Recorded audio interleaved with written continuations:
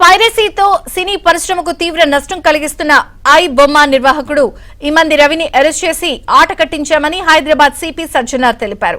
సినీ పరిశ్రమకు piracy challenging గా మారిందని నిందితుడు రవిని అరెస్ట్ చేయడంతో హైదరాబాద్ పోలీసుల కృషి అభినందనీయమని టాలీవుడ్ ప్రముఖులు ప్రశంసించారు.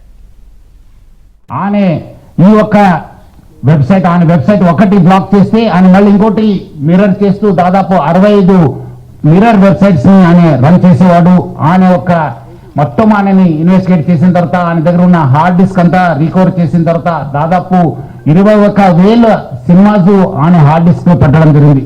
మొత్తం పాత ఫిలిమ్స్ అయిన గాడ్ ఫాదర్ మీ అందరు కూడా తెలుసు, చారిత్రాత్మక ఐతిహాసిక ఫిలిం అయిన గాడ్ ఫాదర్ అంటే 1972లో ప్రొడ్యూస్ అయిన ఆ మూవీ నుంచి మొన్న వచ్చిన ఓజీ మూవీ దాకా కూడా ఆయన దగ్గర ఈ హార్డ్ డిస్క్ లో ఉండడం మనం చూశాను. మొత్తం బాలీవుడ్ టాలీవుడ్ అందరు కూడా ఈయన చాలా మంది ఆయన దగ్గర ఉంది, చాలా నష్టం జరుగుతుంది. అదేవిధంగా ఆయన ఇప్పటిదాకా 20 crores సంపాదన చేశారని చెప్పి ఆయన వెల్లడించారు. మనం దాంట్లో 3 కోట్ల రూపాయలు మనము సీజ్ చేయడం జరిగింది. అది ఇంకా మనం ఆయన ఫైనాన్షియల్ డీటెయిల్స్, ఆయన మనీ లాండరింగ్ ప్లస్ ఏం చేశారు, ఎక్కడెక్కడ చేశారు, ఈ ర్యాకెట్ లో మొత్తం ఏముందని తెలుసుకోవడానికి ఆయన పోలీస్ కస్టడీ కూడా మనం అడగడం జరిగింది. సినిమా ఇండస్ట్రీ గురించి, సినిమా కష్ట నష్టాల గురించి బాగా తెలిసినటువంటి, అన్ని రకాలుగా కాజు వడపోసినటువంటి, ఎంతో కన్సర్న్ ఉన్నటువంటి వ్యక్తి మన సిపి సజ్జనార్ గారు. ఆయన చూపించిన చొరవకి, ఆయన రెసిస్టెంట్ ట్రయల్స్ కి మిగతా ఆఫీసర్స్ అందరూ సహకరించిన దానికి ఈ రోజున ఎవడైతే ఛాలెంజ్, ఏ పైరేట్ అయితే కనుక ఛాలెంజ్ విసిరేయడో డబ్బుంటే చూసుకోండి అతన్ని ఈ రోజులు పట్టుకోవడానికి వారు సహకరించారు. అది వారి మనస్ఫూర్తితో వారికి సహకరించిన ఆఫీసర్ శ్రీ కవిత గారిని, శ్రీనివాస్ గారిని, ఇతర మహేష్, సిఎల్ఏ వాళ్ళందరూ కూడా మనస్ఫూర్తిగా పరిశ్రమ తరపు నుంచి, నా తరపు నుంచి నా అభినందనలు, ధన్యవాదాలు మనస్ఫూర్తిగా తెలియజేస్తున్న సందర్భంగా రేపు పొద్దున్న రాజమౌళి గారు చాలా పెద్ద సినిమా తీయబోతున్నారు. ఆయన అలాంటి వ్యక్తి మూలంగా మన తెలుగు సినిమా ఖ్యాతి ఖండాంతరాలకి వెళుతుంది. అలాంటి జరుగుతున్నప్పుడు ఇది పెను సవాల్గా ఉంటుంది, పెను ముప్పుగా ఉంటుంది కూడా మనకి. సో వాళ్ళు అర్థం చేసుకున్నారు, మా బాధను అర్థం చేసుకున్నారు. ఇవన్నీ సాధించాల్సింది ప్రభుత్వాలు, అక్కడ పోలీస్ డిపార్ట్మెంట్లు. ఆల్మోస్ట్ ఇంట్లో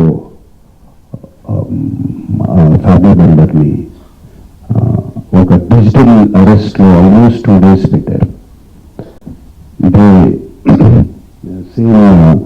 ఒక ఆర్గనైజేషన్ ఇస్ డన్, సో వాళ్ళు ట్రాక్ చేస్తారు, వీక్నెస్ చూసుకుంటారు, ఎలా పట్టుకోవాలి, ఎలా చేయాలి అని చేసి, and they have all the details, credit card account details, everything.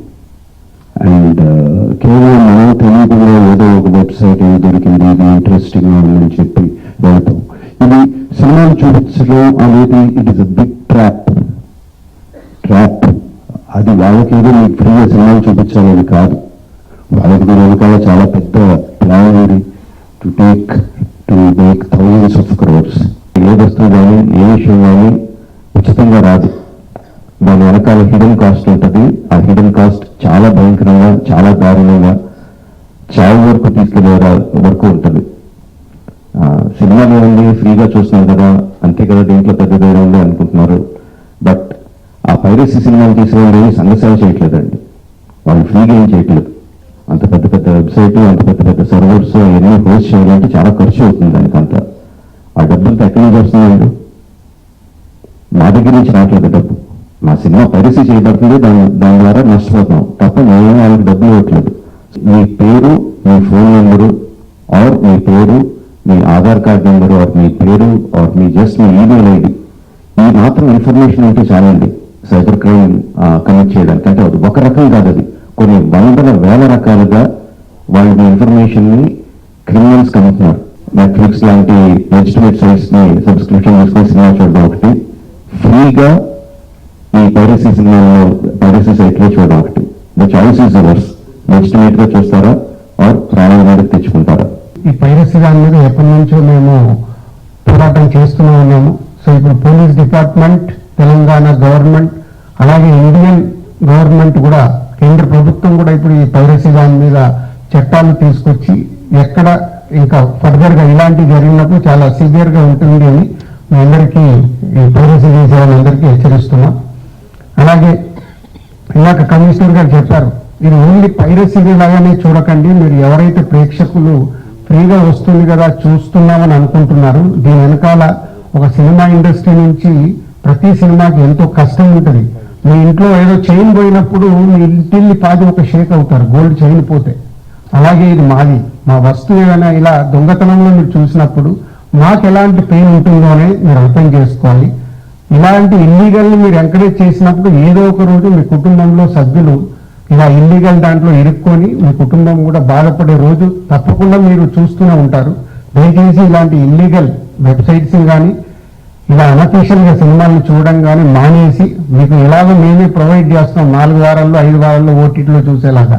What is very clear, ఇప్పుడు రాజమౌళి గారు ఇప్పుడు అందరూ చెప్తూ ఉన్నారు నాకు మార్జినల్ లాస్ ఆర్ ఎక్కువ loss, but the real loss is your personal loss. ఇందాక రాజమౌళి గారు వస్తే డూ యూ అండర్స్టాండ్, మన డేటా పోతే ఏం పోతుంది అనేది మనకు అర్థమవుతుందా, అర్థం కాదా? మీరు అది ఫ్రీగా సినిమా చూడటం వల్ల you can play game on you. అది అవాయిడ్ చేయటం is the most important thing. మనం అక్కడ చాలా జాగ్రత్తగా ఉండాలి. దానికి ఇందాక సజ్జనార్ గారు చెప్పినట్టు is given us call that 1930, find out where we are, because that is the biggest crime in the world today. దానికి మీరు జస్ట్ pouring oil to that fire. So stay away from that. That will be the biggest lesson that all of us have to take back అండి.